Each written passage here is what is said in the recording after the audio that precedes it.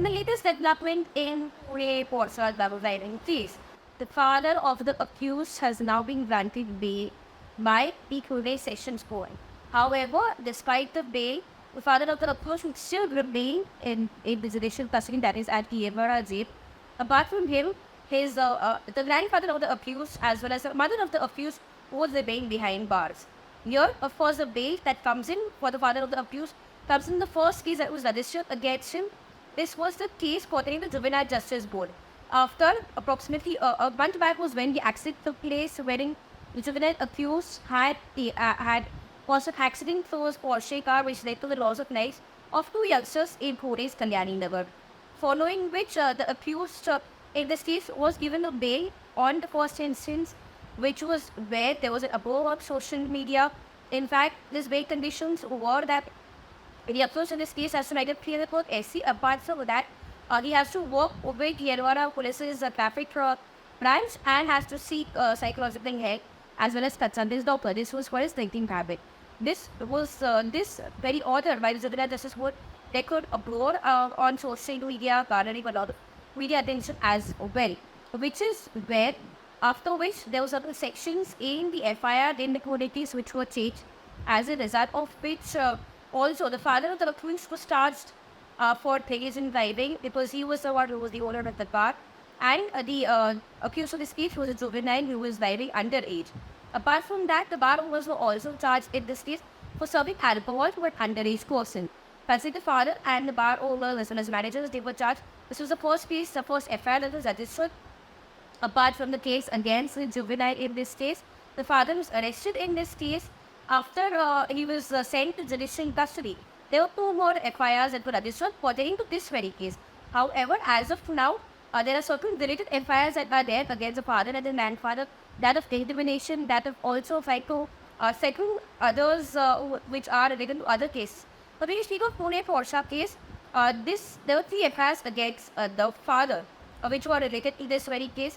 Now the father of the accused has been given a bail in the first FIR that we spoke about, that for the Juvenile Justice Board, and which is where the sections against him were under Section 12 and 14 of the Juvenile Justice Act. He's gotten a bail in this case, although like we mentioned, the grandfather and the mother of the accused was remain also in Yerwara jail, but in another related case, the father of the accused, so we were today, we have to still remain at Yerwara jail. The second case that we speak of, that against the father was trying to intimidate the driver and ask him to accept that he was behind the wheels.